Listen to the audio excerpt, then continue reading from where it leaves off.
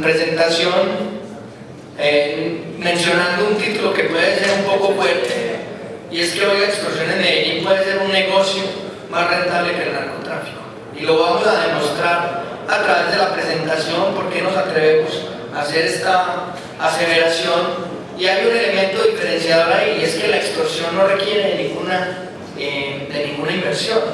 Para el narcotráfico, pues ellos tienen que tener un montón de actividades logísticas, pero el negocio de la extorsión es simplemente vayan, cobren, haga esa extorsión y todas las modalidades sobre las que vamos a hablar, y vamos aquí entonces en este debate a contar un poco por qué decimos esto. Lo primero es que hay que entender que la extorsión es un fenómeno que ha mutado históricamente. La mayoría de la ciudadanía concibe la extorsión como esa llamada que en los años 90 se hacía pidiendo grandes sumas de dinero a la gente que tenía gran capacidad económica. Hoy la extorsión, como vemos en algunas de estas noticias, pues ha cambiado y se está cobrando extorsión en los barrios, madres que pagan para que no recluten a sus hijos en algunas zonas de la ciudad, tenderos que están extorsionados, el comercio, el transporte. Entonces es un fenómeno que ha mutado y que ha llegado a unos niveles muy grandes. Tenemos que entender entonces que el fenómeno extorsivo en la ciudad de Medellín es de tipo metropolitano. Hay que seguir hablando de que hay interconexión metropolitana entre delitos y organizaciones criminales, y que ese fenómeno es cada día más complejo, y por eso a las autoridades y a nosotros se nos vuelve complejo entender ese fenómeno y poder atacarlo de una manera más adecuada. Lo primero es que, haciendo referencia a Medellín, como vamos, aquí podemos un poco entrelazar lo que decía ahora el representante Federico Hoyos. Medellín es la ciudad donde más victimización por el tema de extorsión hay en Colombia. Casi que duplicamos las demás ciudades del país, Federico, pero eso tiene mucho que ver con lo que se decía, y es que la ciudadanía en Medellín acepta la extorsión. La mayoría de la gente cree que está pagando por un producto o un servicio que es normal, y por eso vamos a tener que trabajar mucho en decirle a la ciudadanía que ese no es el camino. En el tema de percepción ciudadana, yo traigo esta diapositiva sin haber hablado con el representante, pero donde en Medellín, como vamos, el 45% de la gente dice que tiene percepción de seguridad, o sea, el 55% de las personas no se siente segura, pero paradójicamente la gente se siente segura en su barrio, en su comuna, se siente segura donde paga la extorsión, porque siente que ese ejercicio de ese préstamo de vigilancia que le están ofreciendo algunas bandas pareciera ser efectivo. Para hablar de extorsión hay que decir también pues que está tipificado como un delito contra el patrimonio, y eso hace que cuando no hay denuncia sea muy difícil estructurar unas investigaciones que lleven a un buen final y a una condena a las personas que allí participan. Por eso, como decía mi mayor Mejía, a quien le hago un reconocimiento público por su labor en el Gaula, por su compromiso con este tema, por toda la disponibilidad que ha tenido con nosotros para darnos información y para poder nutrir este debate. Entendemos las dificultades que tienen ellos, especialmente porque el marco legal en el que se está enmarcado el delito de la extorsión es mucho más pequeño de lo que es verdaderamente el fenómeno extorsivo en la ciudad de Medellín. Medellín cuenta con voz. El plan de desarrollo, del alcalde Federico Gutiérrez, pues tiene varios programas que hablan sobre el tema de la extorsión en la planeación para la seguridad integral, el programa de justicia y policía criminal, en el proyecto de direccionamiento de la política criminal, en fin, hay muchas cosas que se está haciendo desde este plan de desarrollo. Hay que reconocer lo que el alcalde Federico Gutiérrez nos ha dicho siempre, Gustavo, y es que para poder enfrentar los problemas en la ciudad de Medellín hay que visibilizarlos, hay que reconocerlos. Y en ese sentido yo creo que el alcalde y usted, señor secretario de Seguridad, han hecho una gran tarea, y es que empezar a trabajar para entender el delito y el fenómeno de la extorsión en la ciudad de Medellín, poder a través del SIC recuperar y tener información valiosa que les permita actuar de manera efectiva y eficiente. Ese es un avance muy importante que ha tenido la ciudad, pero es necesario pues que sigamos obviamente trabajando. Sin embargo, yo creo que con las respuestas que usted nos ha dado al cuestionario, señor secretario, hay mucha claridad. Vemos también esa disposición que tiene la administración de contarle al Consejo de la Ciudad verdaderamente qué es lo que está pasando. A veces uno hace cuestionarios acá a ciertas dependencias y le responden unas cosas que nada tienen que ver con lo que uno está preguntando. Por el contrario, yo recibí ayer un informe suyo supremamente completo donde se habla de cada tipo de extorsión en la ciudad, donde se está presentando ese fenómeno, y me parece que esa información va a ser muy valioso y ha sido producto de un ejercicio serio y responsable que ustedes han desarrollado. Pero hay que entender que el fenómeno extorsivo en Medellín pertenece a una red de rentas criminales bastante grande, y tenemos un gran problema en la ciudad, y es la cultura de aceptación a la extorsión. La gente, en su mayoría, cuando está pagando por dejar un carro en el espacio público o por pagar un servicio de vigilancia en su barrio, no está sintiendo que está siendo extorsionada. La gente tiene una aceptación al pago de esa vacuna. Inclusive lo vemos que en un estudio que tiene la Universidad de Antioquia sobre donde se miden las economías de las rentas criminales, el nivel de tolerancia social frente al delito de la extorsión es muy tolerable. O sea, a la gente le parece que es muy normal que la estén extorsionando, y eso se ha vuelto pues como parte del paisaje, digamos así. Yo quiero traer esta diapositiva para entender un poco el entramado criminal que hay alrededor de la extorsión. Se está extorsionando a los transportadores, a los constructores, a los comerciantes, se pide pago por seguridad en los barrios, por el espacio público, por la comercialización del gas. Hay una gran también renta criminal que se está haciendo alrededor de eso, porque los criminales están tratando de encontrar cómo disfrazar bajo un manto de legalidad todas las actuaciones que hacen en los diferentes barrios y comunas de la ciudad de Medellín. Tenemos entonces que trabajar con las víctimas.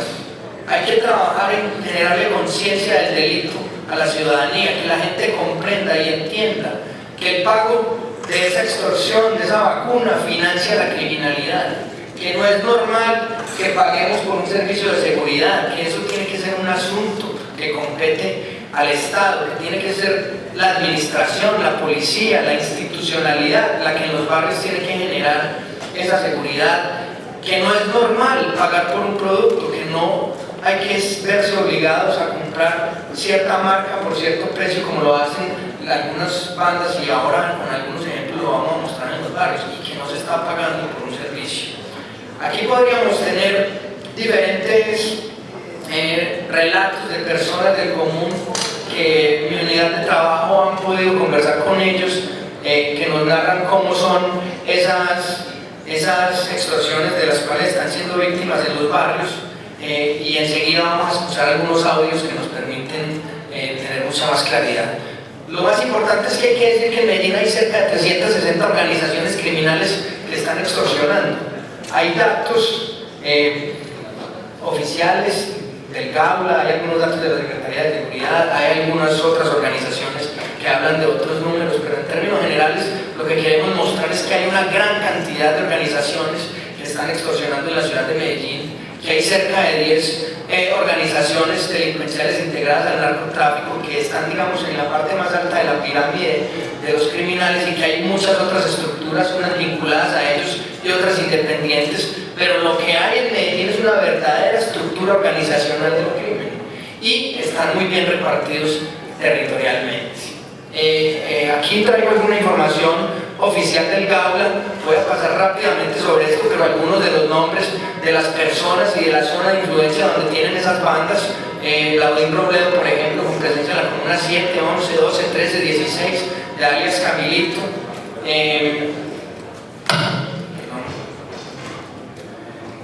alias Camellete, con influencia en la comuna 15 y 16, y en la Itagüí La Estrella, como les decía ahora, este es un fenómeno metropolitano, alias Soto o Picacho en la comuna 5 y 6,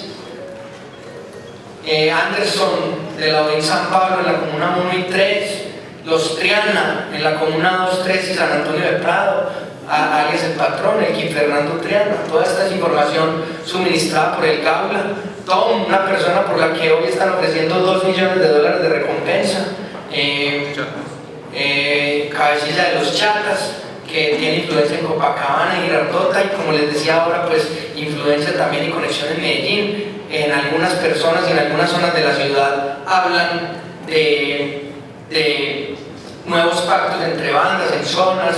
Digamos, este es un mapa que el Gaula tiene muy bien elaborado, pero es muy dinámico. Mayor Mejía, estos delincuentes se van organizando, van cambiando de organización, van haciendo pactos entre ellos y van haciendo que cada día la inteligencia también sea más difícil de llevar a cabo, sea más complejo tener un organigrama real de lo que está pasando en la ciudad de Medellín en el tema delincuencial. Hablamos sobre el tema de monopolio de productos, cómo están extorsionando en algunas zonas de la ciudad. Yo comparto con el concejal Fabio Rivera que no podemos hablar de generalidades. La ciudad no está absolutamente toda extorsionada, no todo el mundo paga vacuna, pero sí hay muchos sectores de la ciudad donde este fenómeno se está viviendo. El Gaula, en la estructuración de este proyecto del Banco de Voces, necesitan 10.000 millones de pesos para poder implementarlo. Entiendo que el secretario de Seguridad está muy al frente de la consecución de esos recursos, pero este sería sin duda un elemento tecnológico que nos permitiría ser mucho más ágiles en la elaboración de esos mapas de criminalidad en la ciudad, nos permitiría verificar si las personas que están extorsionando son las mismas que se capturaron, las que están en juicio, en fin, y al utilizar todas esas herramientas tecnológicas nos van a ayudar a hacer lo que no podemos hacer con el pie de fuerza que tenemos en la ciudad de Medellín. A veces la tecnología nos puede ayudar mucho a reemplazar las dificultades que tenemos en pie de fuerza en la ciudad. Hay que ampliar el sistema de cámaras para reconocimiento facial. Repito, esta utilización de la tecnología es muy clave porque, Ignacio, esto podríamos hacer si hay un comerciante que dice que todos los lunes a las 10 de la mañana le cobran la vacuna, y con esas cámaras de reconocimiento facial nosotros empezamos a ver sistemáticamente el paso de una persona a las 9 de la mañana por esa misma esquina todos los lunes. Vamos a tener sin duda la manera de poder capturar esa persona que está haciendo eso, acompañado de las aplicaciones de denuncias en las que ustedes están trabajando y de lo que queremos que la ciudadanía se empodere de este tema. Nos va a dar sin duda unos resultados mucho más eficientes y más efectivos. Hay que fortalecer, como lo decía ahora, la investigación. Nosotros tenemos que trabajar sin duda de la mano de la policía y la fiscalía para que cada día pues, la capacidad instalada en nuestros investigadores sea mucho mejor y más grande. Yo le pediría 5 minuticos más, señora presidenta, para redondear y poder darle paso a mis compañeros. Sí, claro, concejal, tiene 5 minutos. Necesitamos mejorar el almacenamiento de los videos, que sea mucho más óptimo. En algunas ocasiones la resolución utilizada para el almacenamiento de videos no sirve como prueba judicial. Entonces hay que generar una capacidad instalada de almacenamiento mucho mejor que nos permita tener una alta resolución. Tenemos que sin duda complicarle la tarea a los delincuentes, y es mirar cómo desde los diferentes estamentos gubernamentales vamos a ver cómo les dificultamos esa tarea. Por ejemplo, el gas. Hay que cumplir con resoluciones de la Comisión de Regulación de Energía y Gas para poder almacenar pipetas de gas. Entonces, hacer allanamientos que nos permitan encontrar dónde se está haciendo de manera ilegal eso en los barrios de la ciudad. Cuando vaya una persona con una pipeta en una moto, esa no es la forma de transportar. Podemos nosotros hacer muchos controles que, si bien no nos están dando esa captura por una extorsión directa, sí nos pueden ayudar a dificultarles muchísimo la tarea de los delincuentes en la ciudad de Medellín. Hay una propuesta aquí que yo comparto, que ha sido iniciativa del concejal Daniel Carvalho. Qué pena, hombre, Daniel, robarme tu propuesta, pero te doy los créditos. Y es que yo creo que nosotros podemos dar unas victorias tempranas, y todos sabemos que alrededor del estadio se está generando una gran renta en los parqueos de los carros cada 8 días, domingos, miércoles, cada que hay algún evento. ¿Por qué no hacemos celdas de parquímetro alrededor del estadio? Legalizamos, institucionalizamos esos parqueaderos, generamos empleo y además le generamos renta al municipio de Medellín. Yo creo que este es un proyecto, Gustavo, en el que rápidamente se puede liderar y se puede demostrarle a la ciudadanía que hay acciones eficaces, rápidas, veloces, con una respuesta inmediata que pueden ayudar a generar esa gobernabilidad que hemos perdido en algunas zonas de la ciudad. Yo creo que hay que aquí hablar de varias conclusiones muy importantes. Lo primero es que este fenómeno de la extorsión es un fenómeno de grandes proporciones, muy complejo, que no hemos entendido muy bien. Inclusive hoy las organizaciones criminales de la ciudad están en los barrios hasta resolviendo los problemas de convivencia. Son los que van, cuando hay una pelea en una casa, los que van, resuelven. Todo eso con un propósito de tener el control sobre la zona, pero también, Gustavo, evitando que haya llamadas a la policía, para que la policía no suba a esos barrios a estar permanentemente. Entonces este es un fenómeno bien complejo y que hay demasiadas cosas que están girando en torno a la extorsión en la ciudad de Medellín. Tenemos que combatir con acciones integradas de las autoridades y la corresponsabilidad ciudadana. Es aquí donde nosotros tenemos que hacer un gran llamado a todas las personas, a la ciudadanía en general, que sienta que tiene que denunciar, que no tengan miedo, que confíen en la administración, porque ese gran problema es el que está sucediendo, Daniel, y es que la gente, cuando parquea un carro en una zona de la ciudad y alguien se le arrima a entregarle un recibo y allí son 10.000 pesos, es que no es un tema voluntario, la gente no entiende eso como una extorsión, porque a veces ven eso muy normal. Nosotros tenemos que decirle a la gente que sí, que lo están extorsionando y que no podemos pagar esos dineros porque estamos con eso permitiendo que se financien las bandas criminales. Hay que actuar duro antes de que se replique en otras ciudades. Yo creo que si bien el fenómeno extorsivo está ya presente en otras ciudades de Medellín, hay que hacer nuevamente un reconocimiento al alcalde Federico y a Gustavo como secretario de Seguridad, y es que la ciudad ha empezado a hablar de este tema y ha reconocido que este tema es un problema para Medellín, y eso ya es un avance muy significativo, Gustavo, y yo sé que en cabeza suya y en ese acompañamiento y en esa articulación que está teniendo de la Fiscalía, del Gaula, de la Policía, pues vamos a poder dar muchas más capturas y vamos a empezar a desarticular de manera definitiva la extorsión en la ciudad de Medellín. Tenemos que ser más innovadores de los delincuentes. Una de las cosas que nosotros pensábamos que iba a suceder cuando se hiciera la integración tarifaria y el cobro electrónico en los transportadores era que el tema de extorsión iba a desaparecer. Pues mentira. Ya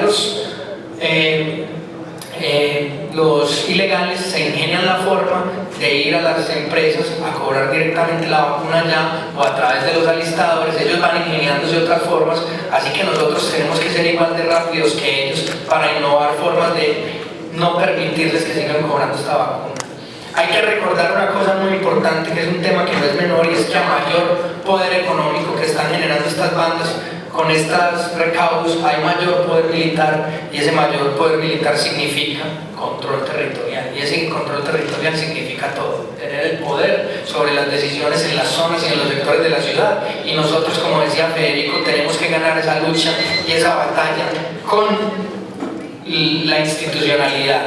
Finalmente, yo creería que la gran conclusión de este debate, y en eso creo que concuerdo, Federico, con lo que tú estabas diciendo, es que nosotros necesitamos trabajar en una gran campaña de sensibilización contra el delito de la extorsión en la ciudad de Medellín.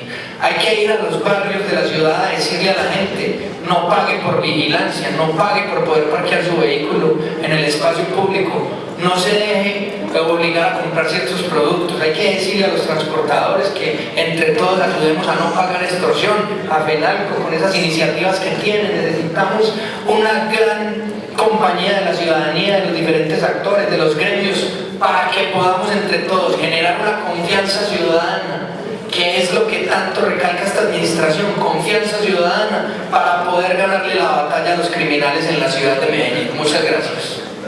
Muchas gracias, concejal.